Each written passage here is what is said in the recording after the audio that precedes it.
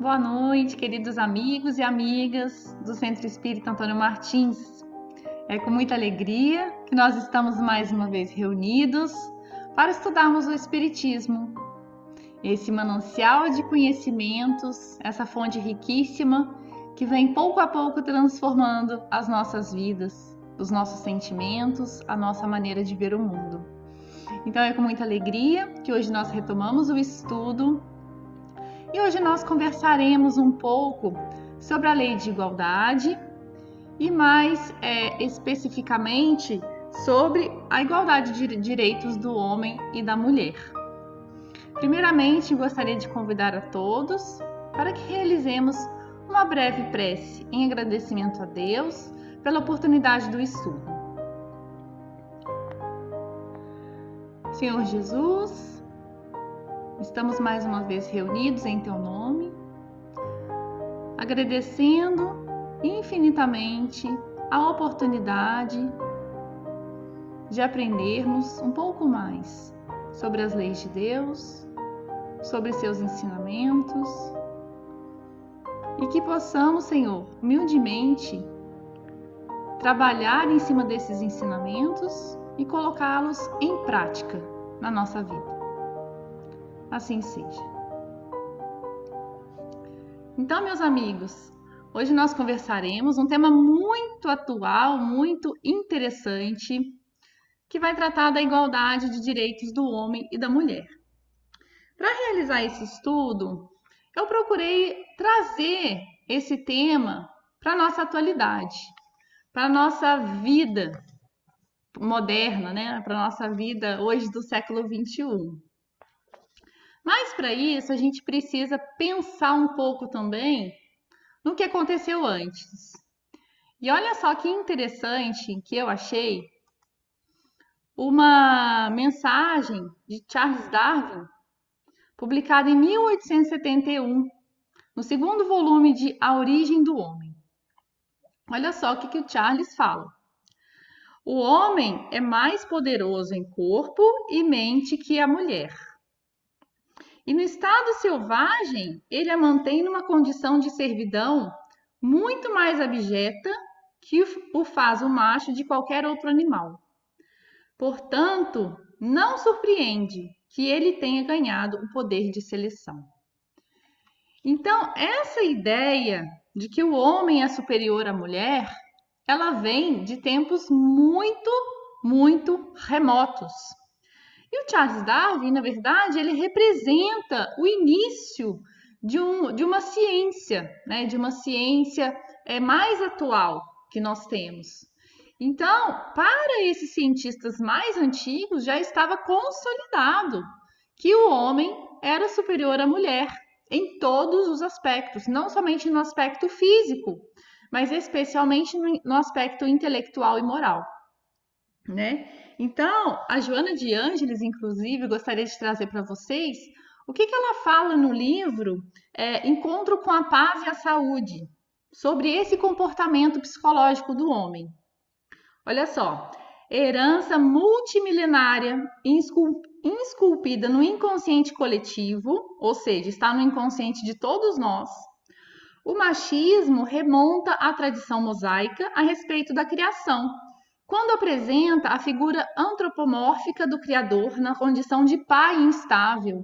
Então, se Deus era um pai, ele tinha o sexo masculino e ele era extremamente instável. Alimentando essa construção arquetípica na pessoa de Adão, de quem foi retirada uma vértebra para produzir a mulher, mantendo-a como parte do seu corpo, tornando-a submissa em face de pertencer-lhe desde a origem. Então, para a criação original, né, o mito de Adão e Eva, a mulher foi criada a partir do homem. Então, sempre será dependente do homem e sempre lhe será inferior. Concebida a ideia da sua dependência, tornou-se objeto de uso masculino, que dela sempre se serviu para as múltiplas necessidades sociais, domésticas e reprodutivas, sem qualquer outra consideração, quando não se lhe impunham os caprichos conflitivos da personalidade doentia. Em decorrência, a partir daquele momento, prolongar-se-á nas diversas religiões do Oriente e do Ocidente a condição de inferioridade feminina, quando os seus profetas ou criadores de cultos, todos pertencentes ao sexo masculino, vedaram-lhe o direito de participar das celebrações. Então, em todas as religiões, prepondera o elemento masculino, num profundo desrespeito ao ser humano que é, tendo-se em vista que mesmo os animais são portadores dessa essência ou psiquismo em desenvolvimento, ou seja, até mesmo os animais possuem alma. E os homens acreditavam até então que a mulher não tinha alma, né? Então, relegada sempre a uma posição secundária, quando não discriminada, por haver sido instrumento do pecado original. Então, esse arquétipo da mulher ser o instrumento do pecado original, ele está esculpido dentro do nosso psiquismo, né? Então, todos nós, de alguma maneira, como espíritos imortais que somos, já transitamos de um gênero para outro. Já passamos pelo gênero masculino, muitas vezes, e pelo gênero feminino, muitas vezes, né? E visto que o espírito não tem sexo, como nos diz a questão 200 de O Livro dos Espíritos, nós passamos, de alguma maneira, a ter no nosso psiquismo essa condição de que o homem tem alguma superioridade sobre a mulher. Mas o que a ciência hoje nos diz sobre essa questão? Olha só que interessante.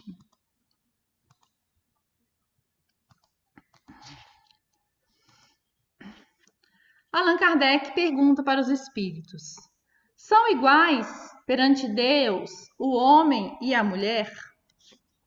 Essa é a pergunta de Allan Kardec para os espíritos. Tem uma equipe de Stuart Ritchie, psicólogo da Universidade de Edimburgo, que se debruçou sobre os dados de um banco de informações biomédicas de britânicos, colhida ao longo de anos, que conta com cerca de 500 mil participantes. Então, foi uma pesquisa universitária que contou com a participação de 500 mil pessoas, né? Utilizou de imagens de ressonância magnética de 2.750 mulheres e 2.466 homens, com idades entre 44 e 77 anos. Foram examinados os volumes de 68 regiões do cérebro, bem como a espessura do córtex cerebral. O estudo não chegou a resultados que permitissem distinguir um homem de uma mulher apenas analisando imagens do cérebro, por mais detalhadas que essas imagens fossem.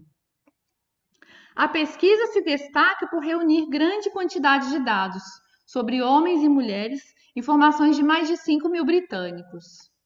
Então, a pesquisa e a ciência de hoje nos mostra que se nós tivermos em mãos dois cérebros, um cérebro masculino e um cérebro feminino, nós não conseguimos de pronto identificar qual é o masculino e qual é o feminino, né? A não ser que haja uma diferença muito grande de tamanho, né?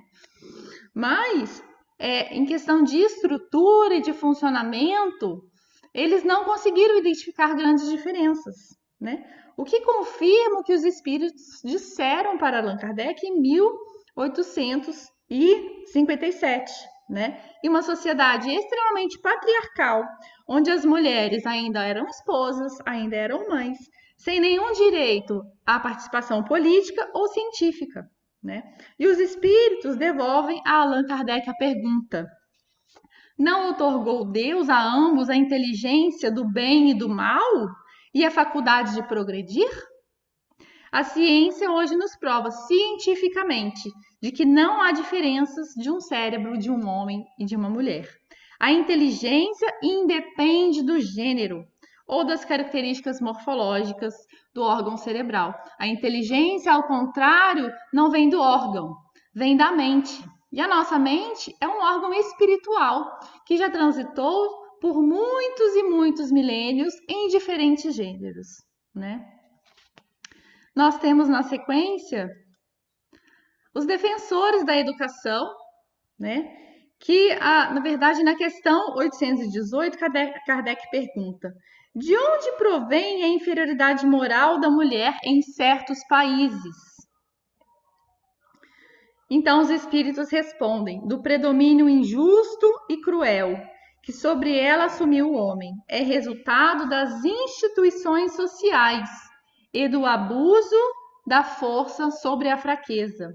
Entre homens moralmente pouco adiantados, a força faz o direito. Então eu trouxe para nós a Malala, né, Yousafzai, que ela disse o seguinte: vou permanecer lutando até que todas as crianças possam frequentar a escola. A Malala é paquistanesa, né? Já desencarnou. E ela lutou durante a sua vida, sua breve vida, né? Morreu muito jovem, para que as meninas pudessem estudar no Paquistão. Mas a gente muitas vezes fica pensando que essas sociedades que Allan Kardec se refere, elas estão muito distantes de nós. Que nas sociedades ocidentais, por exemplo, aqui no Brasil, nos Estados Unidos, as mulheres estão com os seus direitos um pouco mais assegurados, tanto quanto os homens, né? Então, esse abuso da força sobre o direito, eu gostaria de conversar com vocês que não é somente nessas sociedades orientais, né, que tem essas questões um pouco mais enraizadas, na nossa sociedade também.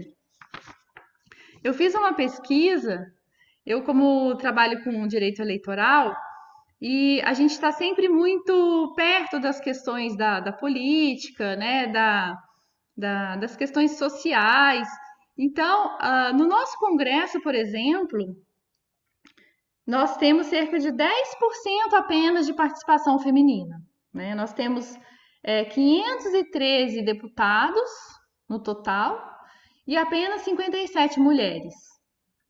E foi feita uma pesquisa no Congresso em 2017 sobre a maneira como as deputadas são tratadas pelos seus pares. Como será que as deputadas são tratadas em um ambiente completamente masculino? E eu queria contar para vocês quais foram as respostas. A deputada disse: há muitos casos, na verdade, isso aqui quem disse foi um assessor, perdão. Há muitos casos em que as deputadas são proativas e apresentam contribuições muito significativas ao debate. Mas parece que há um acordo tácito entre cavalheiros para não lhe darem importância ao que falam. Os pronunciamentos delas são feitos só porque os homens não podem formalmente impedi-las de falar, mas são boicotadas sem repercussão alguma entre eles, como se já fosse uma fala política de segunda classe. Isso quem disse foi um assessor que trabalha para uma deputada. Outro relato. Já observei várias vezes que, no caso de uma sequência de pronunciamentos, seja nas comissões ou no plenário, os oradores masculinos retomam e reforçam discursos de seus colegas homens e ignoram pronunciamentos delas, como se não tivessem relevância nenhuma. Outro discurso. Os homens toleram a fala das mulheres, mas se pudessem, deletariam o áudio e o texto. Para eles, é apenas um mimimi de mulheres que não entendem de política e que estão ali só porque não tem mais como evitar que elas sejam eleitas. As deputadas não são reconhecidas como pares legítimos dos homens. Parece que elas são um incômodo e que eles são obrigados a tolerar e a ouvir. Aliás, ouvir não, deixar que elas falem simplesmente. E os relatos continuam, um após os outros, são muitos, né? Quem tiver interesse, está disponível na internet essa pesquisa, uma pesquisa de 2017. E as deputadas, na verdade, que procuram defender os direitos das mulheres, os direitos sociais, os direitos, muitas vezes, das minorias, elas não são ouvidas, né? Existe uma segregação, existe um movimento conjunto dos homens que não desejam ouvir o que as mulheres querem dizer. Isso no nosso congresso. Então, demonstra que, na verdade, o que Allan Kardec perguntou para os espíritos em 1857 continua muito atual, né? Então, os espíritos dizem que essa inferioridade moral que há em certos países da mulher existe do predomínio injusto e cruel que sobre ela assumiu o homem, resultado das instituições sociais e do abuso da força sobre a fraqueza. No caso do nosso congresso, é da maioria dos homens, né? Entre homens moralmente pouco adiantados, a força faz o direito. Né? Então, é muito atual, inclusive para o nosso país. E aí, Allan Kardec pergunta também sobre a fraqueza física da mulher. Por que será que a mulher é mais fraca fisicamente do que o homem? Na verdade, hoje em dia, né, gente, depende. Tem mulheres muito mais fortes do que alguns homens. Mas, na época de Kardec, isso não era uma questão usual. Então, os espíritos respondem que é para lhe determinar funções especiais. As mulheres, elas têm o corpo um pouco mais fraco, mais frágil, porque nós temos funções especiais que Deus nos conferiu. Ao homem mais forte, os trabalhos rudes. À mulher, os trabalhos leves. E ambos devem se ajudar mutuamente a suportar as provas de uma vida cheia de amargura. Então, com o conforto da nossa vida moderna, os trabalhos rudes dos homens diminuíram-se consideravelmente, né? Nós temos que concordar. E os trabalhos leves? Os trabalhos leves sempre foram das mulheres e continuam sendo em sua grande maioria. Então, a gente percebe que essa desigualdade, principalmente nas questões familiares e domésticas, a mulher ainda continua sobrecarregada na maioria das famílias, porque ela precisa estar a par com o homem no mercado de trabalho, porque numa família atual a mulher precisa trabalhar, a grande maioria das famílias, né, algumas são sustentadas por mulheres, e dentro do ambiente doméstico, a mulher continua sobrecarregada, porque a mulher cabe o serviço mais leve, né? Então, culturalmente falando, as mulheres assumiram todas as tarefas domésticas e continuam ainda muito sobrecarregadas.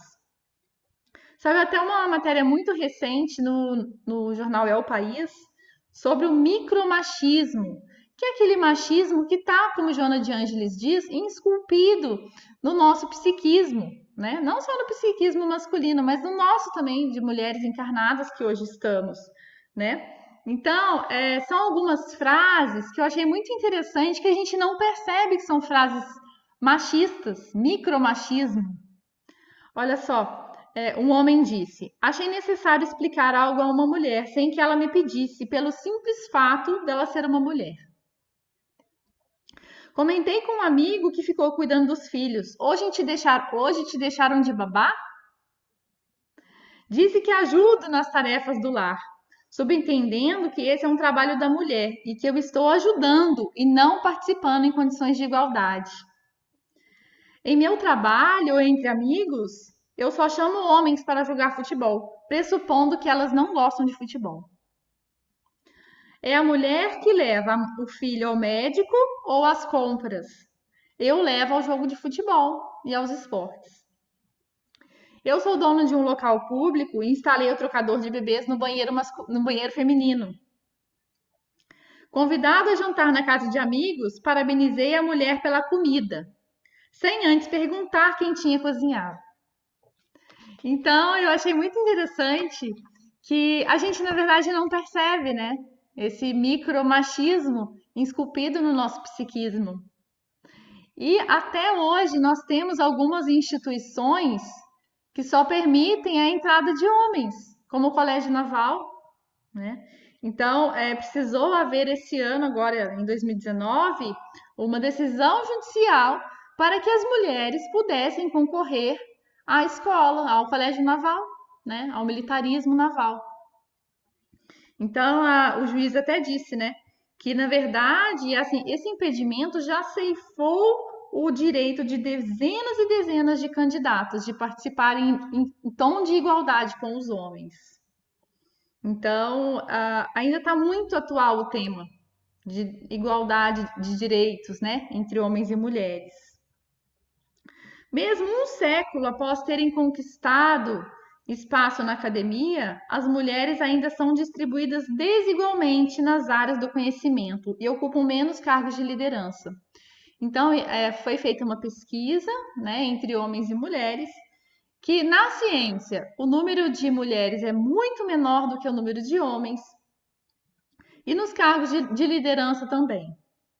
Segundo o relatório Education at a Glance de 2019, elaborado pela Organização para a Cooperação e Desenvolvimento Econômico, as brasileiras têm 34% mais chance de se formarem no ensino superior do que os homens. Então, as brasileiras, elas ingressam mais do que os homens no ensino superior.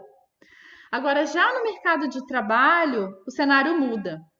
De acordo com o estudo, entre a população de 25 a 34 anos, a taxa de empregabilidade para homens e mulheres, respectivamente, é de 89% e 82%.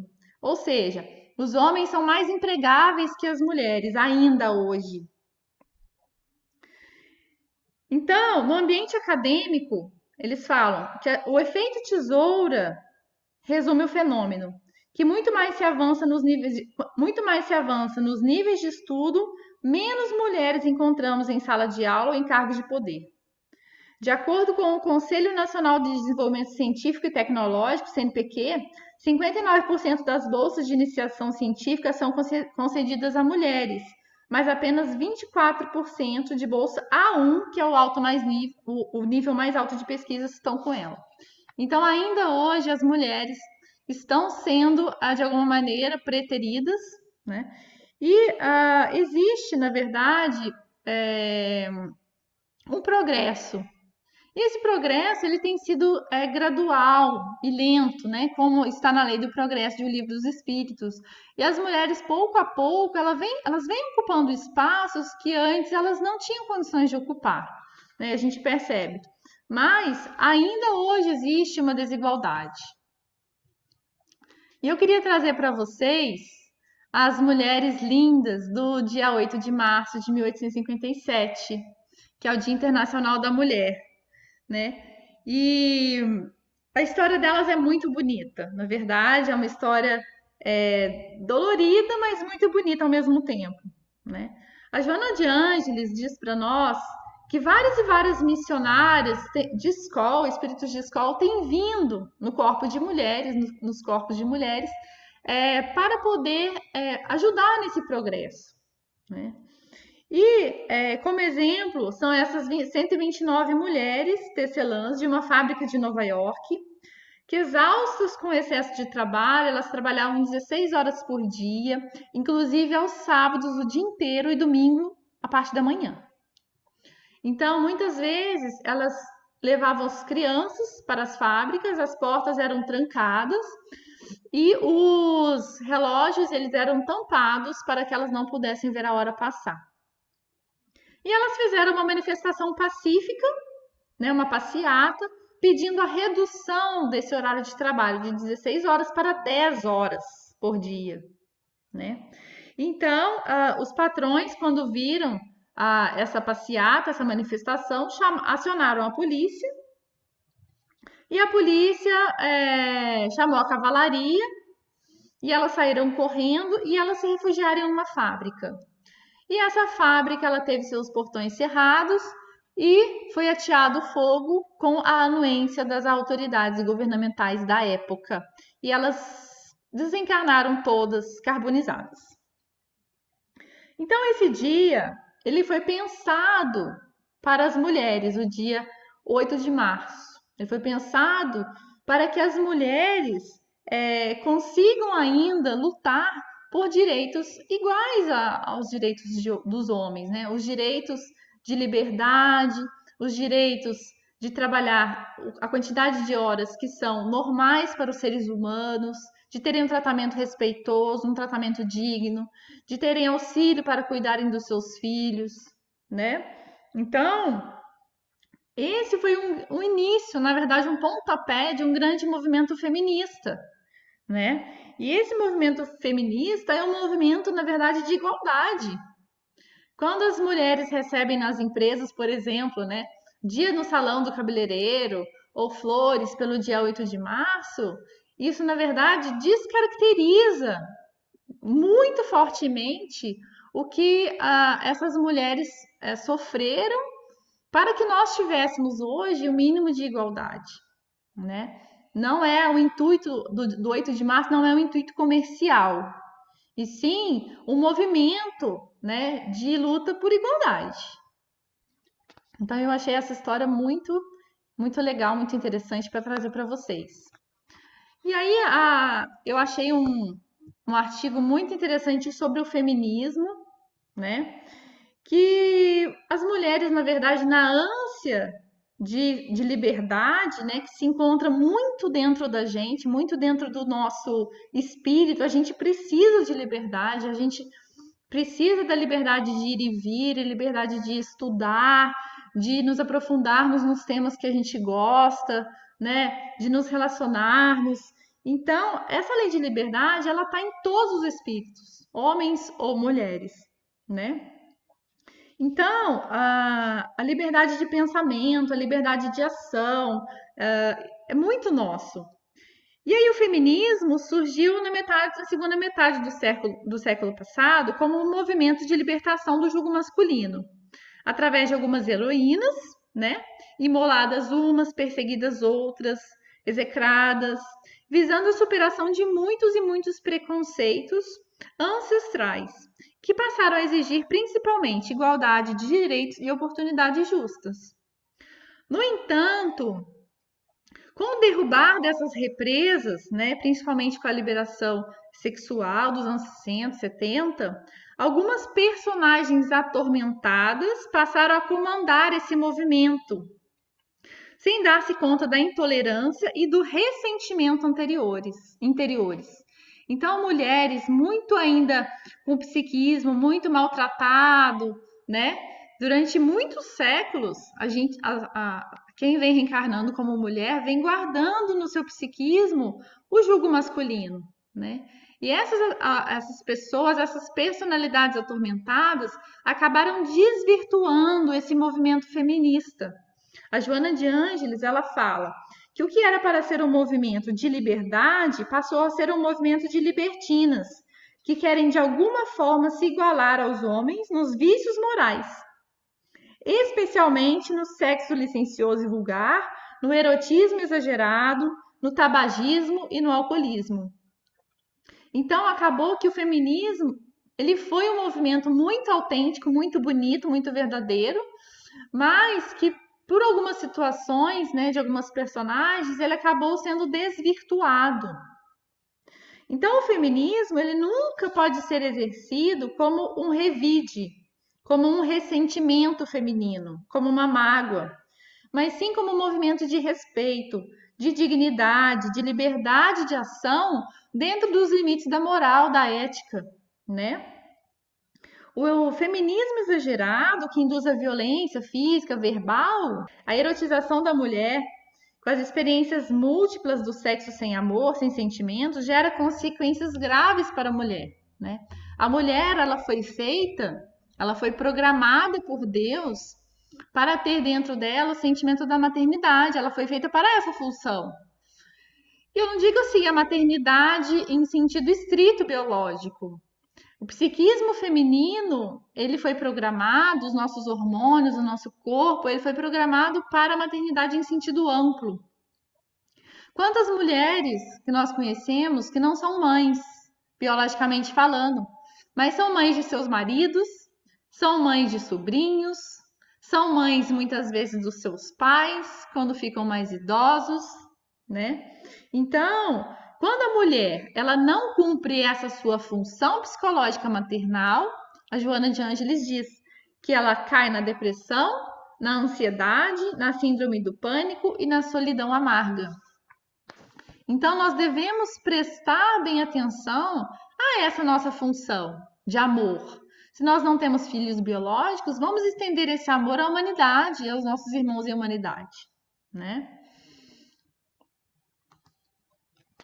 E aí nós temos os direitos igualitários. Na questão 822, Kardec pergunta: uma legislação para ser justa deve consagrar a igualdade dos direitos do homem e da mulher? E os espíritos respondem: dos direitos, sim, das funções, não. Então, justamente o que nós estamos conversando, nós podemos ter direitos iguais, mas as funções não são iguais. Todo privilégio a um ou a outro concedido é contrário à justiça. A emancipação da mulher acompanha o progresso da civilização. Então, não é com a vulgaridade e com a violência verbal ou física que as mulheres vão conquistar espaços. E nessa caminhada para a nossa perfeição espiritual, nós, pouco a pouco, nós vamos adquirindo uma perfeita harmonia entre as nossas características femininas e masculinas. Existe um termo em psicologia que se chama ânima e ânimos, né? Então, a ânima seria as características femininas dentro de um homem e o ânimos, as características masculinas dentro da mulher. Então, como nós já transitamos entre os vários gêneros, nós temos no nosso psiquismo um pouco das características masculinas e femininas. E à medida que nós vamos aperfeiçoando o nosso espírito, nós vamos chegando a um equilíbrio entre esse ânimo e ânima, né? Nós vamos chegando a um equilíbrio, pegando o melhor dos dois gêneros. Vamos pegando o melhor do gênero masculino, a coragem, a assertividade, a objetividade, né? Os homens são muito objetivos. E vamos pegando também o melhor do gênero feminino, que é a renúncia, a dedicação, a ternura, a docilidade. Então, a Joana termina, né, o capítulo dela nesse livro, que fala muito sobre os direitos de homens e mulheres. Ela fala que, na nossa atualidade, não há lugar para comportamentos feministas que pretendam diminuir os homens e tomar-lhes os hábitos insalubres. Então, nós mulheres devemos nos portar com dignidade, apesar de termos condições de atuar, né, juntamente com os homens. À medida que o progresso vai se efetuando, as mulheres cada vez mais vão participando da vida social, da vida política, da vida cultural, da vida científica, né? As mulheres, elas vão adquirindo direitos em par de igualdade com os homens. E o destino de todas as mulheres é caminhar passo a passo mesmo com os homens. A gente vai se ajudando, vai se auxiliando mutuamente. E para finalizar, eu gostaria de compartilhar com vocês um pequeno vídeo que está no livro, na verdade é uma oração, que está no livro A Luz da Oração, do Chico Xavier, que se chama Oração da Mulher. Eu gostaria de homenagear aqui todas as mulheres que estão com a gente hoje no estudo, as mulheres que vão assistir depois, né, posteriormente, e deixar já para vocês o meu carinho, o meu abraço fraterno e até o próximo estudo. Um grande beijo.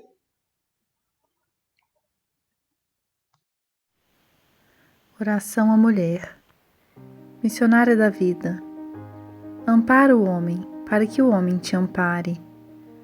Não te conspurques no prazer, nem te mergulhes no vício. A felicidade na terra depende de ti, como o fruto depende da árvore. Mãe, seu anjo do lar. Esposa, auxilia sempre. Companheira, acende o lume da esperança. Irmã, sacrifica-te e ajuda. Mestra, orienta o caminho. Enfermeira, compadece-te. Fonte sublime, se as feras do mal te poluírem as águas, imita a corrente cristalina que no serviço infaticável a todos, expulsa do próprio seio a lama que lhe atiram. Por mais te aflige a dificuldade, não te confies à tristeza ou ao desânimo. Lembra os órfãos, os doentes, os velhos e os desvalidos da estrada, que esperam por teus braços, e sorri com serenidade para a luta. Deixa que o trabalho tange as cordas celestes do teu sofrimento, para que não falte a música da harmonia aos teus pedregosos trilhos da existência terrestre. Teu coração é uma estrela encarcerada. Não lhe apagues a luz, para que o amor resplandeça sobre as trevas. Eleva-te, elevando-nos. Não te esqueças de que trazes nas mãos a chave da vida, porque a chave da vida é a glória de Deus. Meimei.